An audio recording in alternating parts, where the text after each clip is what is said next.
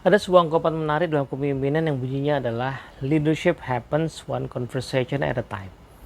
Bahwa kepemimpinan itu katanya realnya kejadiannya adalah pada saat kita bercakap-cakap dengan anggota tim kita dari percakapan satu ke percakapan yang lain. Nah, kayak gimana sih sebenarnya maksud dari ungkapan ini ya, dan seperti apa kalau kita mau praktekkan, kita mau bahas di video kali ini.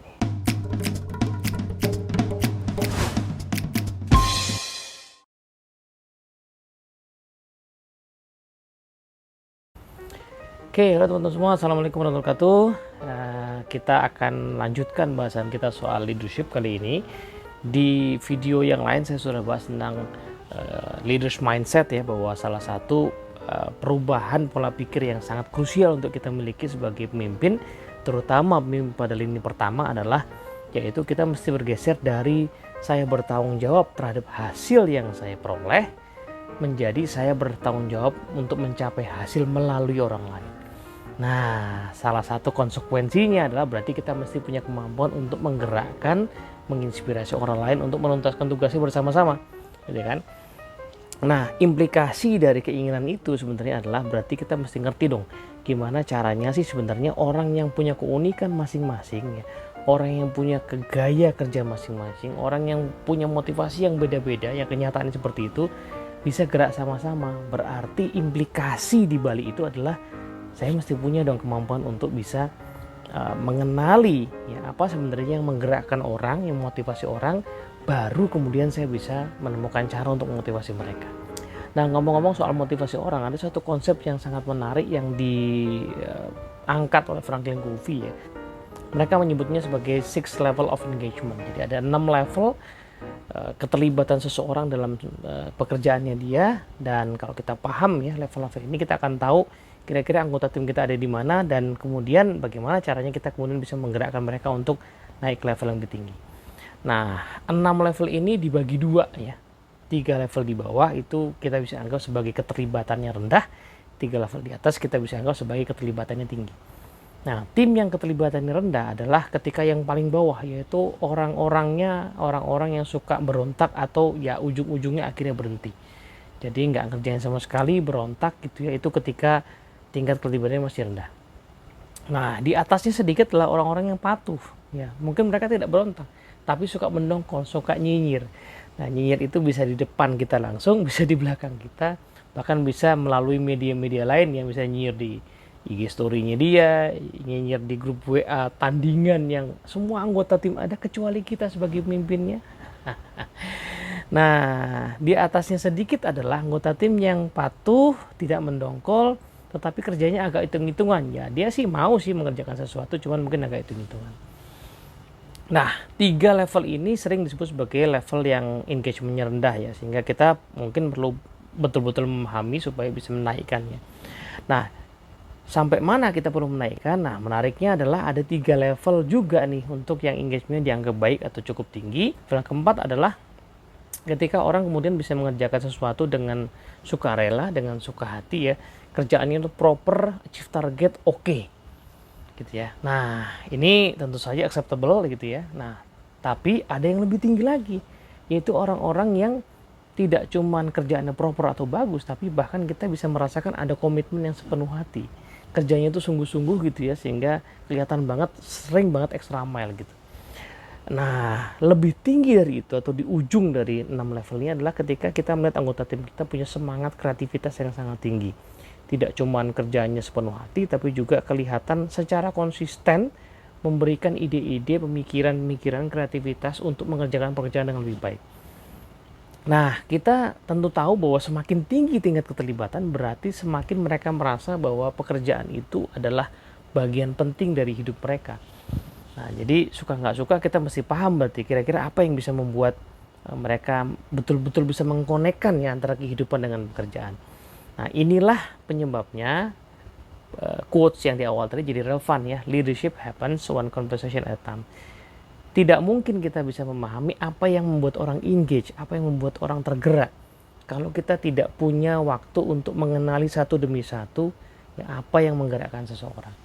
Maka salah satu praktek yang sangat krusial yang kita temukan di banyak leader yang efektif adalah hampir semua leader itu punya pertemuan yang sifatnya satu-satu dengan anggota timnya. Kita bisa menyebutnya itu pertemuan one on one, pertemuan coaching, anything ya. Ada yang pakai istilah lebih luas namanya leadership conversation aja gitu ya. Tapi intinya adalah nggak mungkin kita bisa mengenal tiap orang tanpa kita punya pertemuan rutin bersama mereka satu-satu. Nah, maka untuk itu kita akan bahas kali ini ya, bagaimana sih detailnya, bagaimana detailnya kita bisa memahami ya tiap anggota tim ini, apa yang menggerakkan mereka. Nah, ini beberapa tipsnya. Yang pertama adalah pertemuan one on one ini perlu kita jadwalkan secara rutin di luar pertemuan-pertemuan pekerjaan yang lain. Mengapa? Ya karena pertemuan ini untuk mereka. Pertemuan ini untuk mereka, untuk kita mengenal mereka supaya kita bisa bantu mereka. Kenyataannya mereka adalah manusia, mereka bukan hanya karyawan yang tercatat secara resmi dalam dokumen hukum di kantor kita. Mereka adalah manusia yang punya kehidupan pribadi, punya impian, punya visi gitu ya. Apalagi di zaman sekarang ya, orang itu tidak lagi betul-betul terikat dengan pekerjaan aja, mereka punya banyak aktivitas. Dan kita nggak pernah tahu yang mana di antara semua itu yang menggerakkan mereka. Gitu. Maka dari itu, pertemuan ini adalah pertemuan buat mereka, maka kita perlu jadwalkan dia terpisah rutin di luar pertemuan-pertemuan monitoring pekerjaan yang lain. Itu yang pertama ya. Kita seberapa rutin? Rutinnya ini tentu saja ya bergantung kepada kondisi ya jumlah tim yang kita miliki. Tapi dalam perhitungan saya kira-kira at least harusnya pertemuan one on one itu kejadian 1 bulan sekali atau maksimal mungkin 2 bulan sekali. Kejauhan kalau udah 1 quarter atau 1 semester sekali, apalagi cuma setahun sekali gitu ya. Nah, kalau anggaplah kita misalnya punya anggota tim ya 5 orang atau 10 orang ya, barangkali mungkin berarti kita konsekuensinya perlu men-spend waktu nih, apakah tiap minggu atau 2 minggu sekali ya, berapa jam yang mau kita luangkan untuk one on one. Nah, terus kita atur deh jadwalnya ya, giliran siapa sekarang, sehingga tiap orang bisa mengharapkan mereka akan ketemu dengan kita 1 atau 2 bulan sekali seperti itu. Nah, yang kedua tipsnya adalah tentu saja pertemuan ini adalah pertemuan yang perlu dijadwalkan dalam durasi yang cukup, karena kita pengen betul-betul mengenali, menjadikan pembicaraan itu sesuatu yang bermakna, dan itu nggak bisa diburu-buru ya. Mungkin kalau kita konteksnya hanya monitoring pekerjaan, ketika anggota tim yang sudah cukup mandiri, maka mungkin meeting itu bisa sangat singkat, 5-10 menit, 15 menit ya. Dengan one-on-one seperti ini, one-on-one yang kita pengen betul-betul paham secara mendalam, mungkin perkiraan saya perlu waktu 30, mungkin 40 menit, bahkan mungkin barangkali 1 jam gitu. Jadwalkan waktu yang cukup. Nah, yang ketiga, karena ini rutin, maka kita akan melihat bahwa lama-lama pertemuan one-on-one ini mungkin aja di pertemuan yang boring. Dan ini udah kejadian ya. Ada leader yang curhat sama saya bahwa one-on-one yang dia yang rutin itu lama-lama jadi membosankan, ya anggota timnya ngerasa nggak perlu, dan kemudian akhirnya udahlah langsung aja to the point, kerja biasa aja ya, langsung aja urusan monitoring pekerjaan aja. Nah, ini kenapa? Penyebabnya adalah karena barangkali ya pertemuannya tidak direncanakan dengan baik. Jadi karena sudah rutin, lama-lama jadi membosankan kan gitu ya. Maka kita perlu merencanakan ya, apa sih sebenarnya yang mau dibicarakan di setiap pertemuan one-on-one.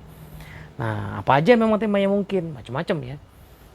Kita bisa melihat misalnya melalui angle timeline di pekerjaannya. Setahun itu kan pasti ada fase di mana kita mungkin di awal-awal tahun melakukan perencanaan, sekaligus evaluasi tahun sebelumnya.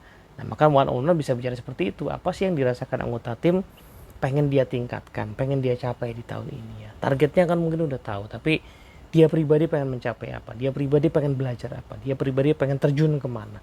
Nah, itu pertemuan di awal tahun berangkat seperti itu. Nah, di tengah-tengah tahun sudah bicara mungkin bagaimana itu kemudian dijalankan, apa yang menjadi kesulitan mereka, tantangan mereka, apa ide-ide yang barangkali belum dikeluarkan pada saat meeting bersama-sama ya kan.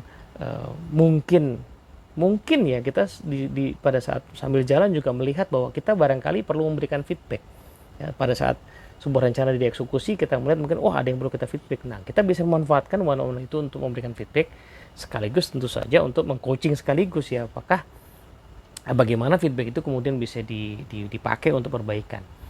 Nah, di luar itu kita bisa membicarakan hal-hal yang barangkali ya kita lihat mungkin menjadi kendala dia ya.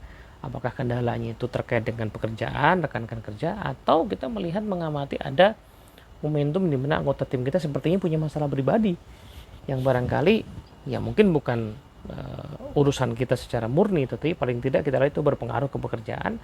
Ya kenapa enggak kita manfaatkan one-on-one juga untuk mengadres hal itu gitu ya, barangkali ada hal yang bisa kita bantu gitu. Nah, eh, di luar ide-ide tadi, one on one juga kita bisa manfaatkan untuk misalnya memfollow up atau menyiapkan tim kita untuk belajar ya. Ini salah satu concern saya ya. Banyak leader itu menugaskan anggota timnya untuk training misalnya, tapi nggak pernah ada one on one sebelum dan sesudahnya gitu.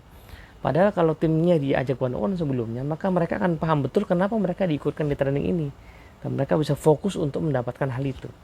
Nah, setelah training misalnya diajak one on one untuk mendiskusikan apa sih pembelajaran yang mereka dapat, sekaligus apa yang kira-kira bisa segera mereka terapkan. Nah, otomatis di one on one berikutnya lagi kan bisa di follow up ya kan, gimana tuh hasil trainingnya yang coba diterapkan, ada kendala apa, ada keberhasilan apa ya kan, mungkin ada pemikiran yang lain misalnya. Nah, semua ya program pembelajaran kalau diperlakukan ya dikawal dengan one on one kayak gini, maka hasilnya akan jauh lebih optimal ya kan. Minimal nih kalau tim kita tahu bahwa kita tuh akan monitor ya pembelajaran mereka, mereka pasti ikut training dengan sangat serius dan mereka merasa ini sebuah kehormatan gitu. Nah, itu satu ya. Nah, agenda lain adalah kita bisa melakukan one on one ketika kita mau menugaskan sesuatu yang mungkin agak challenging ya kan. Jangan menugaskan sesuatu yang challenging ya dengan cara delegasi di forum yang luas aja, tapi kita perlu cek bagaimana tiap orang memahami ide ya, niatan kita ya. Ya, kita mungkin kasih sesuatu sebagai challenge, tapi apakah mereka sudah menerima itu sebagai challenge? Jangan-jangan mereka menerima itu sebagai beban. Mereka menerima itu sebagai sebuah apa namanya? Ya, sesuatu yang dilimpahkan kepada mereka begitu aja. Nah, one on one sekali lagi juga bisa bermanfaat untuk momentum seperti tadi. Nah, poin terakhir barangkali adalah one on one bisa juga menjadi sarana untuk kita yang meminta feedback. Ya kan? Jadi entah itu di awal tahun, di akhir tahun, atau di tengah-tengahnya, ya kita bisa memanfaatkan mana untuk kita yang minta feedback ya. Barangkali mereka punya pemikiran, masukan yang tidak nyaman disampaikan di forum luas ya, atau apa namanya forum yang terbuka, mereka mungkin lebih nyaman menyampaikan kepada kita secara langsung gitu. Nah, itulah agenda-agenda yang possible ya kita siapin sebelum kita melakukan one on one, sehingga one on one itu menjadi sesuatu yang selalu berwarna, sesuatu yang meaningful gitu. Nah, yang berikutnya adalah karena sesi one on one ini adalah sesi untuk mereka, untuk tim kita, maka otomatis kita perlu mempraktekkan ya skill yang agak berbeda dengan ketika kita menjalankan peran pemimpin yang lain. Sebagai pemimpin kita punya peran untuk memberikan instruksi, arahan, feedback gitu ya, ketegasan dalam decision making ya, bahkan mungkin teguran. Tapi di one on one ini, karena ini untuk mereka, maka otomatis mereka lah yang harus lebih banyak berbicara, dan konsekuensinya kita yang perlu lebih banyak mendengar ya kan, dan otomatis kita juga perlu punya kemampuan untuk memancing mereka untuk terus berbicara, sehingga kita mendapatkan sebuah apa namanya kualitas pembicaraan yang sangat tinggi. Nah, inilah yang mungkin ya, ilmunya udah banyak ya, kita sering menyebutnya sebagai coaching skills ya, atau leader as coach, di mana-mana udah ada. Di Dinamis Insight juga sudah ada beberapa video ya khusus tentang membahas leadership coaching ini, beserta keterampilan dasarnya yaitu empathic listening gitu ya. Tapi anyway, pelajarilah dan kemudian cobalah untuk latih diri kita menjadi seorang coach yang handal ya, sehingga ya anggota tim kita mendapatkan manfaat ya. Ketika ditanya, ketika digali, tadi ya mungkin, atau ketika diberikan feedback, itu betul-betul mereka mendapatkan bahwa oh iya, inilah sebabnya saya perlu sesi one on one, karena saya selalu dapat inspirasi. Kadang-kadang saya dapat nasihat, tapi kadang-kadang saya dapat pertanyaan yang sangat menginspirasi ya, yang menimbulkan kesadaran gitu ya, atau minimal saya didengarkan dengan sangat baik ya, saya dimengerti gitu ya, karena leader saya menggunakan empathic listening dengan sangat baik, bisa seperti itu. Nah, kalau kita praktekkan one on one seperti ini, maka otomatis akhirnya kita bisa menciptakan yang pertemuan yang berkualitas, kita makin paham anggota tim kita bisa menggerakkan mereka dengan baik, dan tercapailah cita-cita kita tadi itu, yaitu mencapai hasil melalui orang lain. Tidak saja hasil yang tercapai, tapi tim kita juga berkembang. Jadi selalu ada dua sisi lah ya kalau kita bicara leadership, yaitu sisi satu adalah memang kita punya tugas untuk mencapai hasil, target yang tercapai. Tapi target itu tercapai lewat ya pengembangan kapabilitas, dan one on one adalah syarat utama untuk bisa membangun tim kita lebih capable dan mencapai hasil gara-gara kapabilitas meningkat. Sampai sini dulu, moga-moga bermanfaat. Assalamualaikum warahmatullahi wabarakatuh.